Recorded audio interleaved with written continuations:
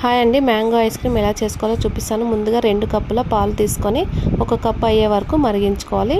2 table స్పూన్ల షుగర్ని వేసుకొని ఇలా కలుపుకుంటూ 1 కప్ అయ్యే వరకు మరిగించుకొని దించేసుకోవాలి.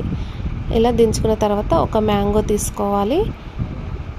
చిన్నవైతే 2 తీసుకోండి, నేను పెద్ద సైజు తీసుకున్నాను. 1 తీసుకొని చిన్న చిన్న ముక్కలుగా ఇలా కట్ చేసుకొని మిక్సీ జార్లో వేసుకోవాలి.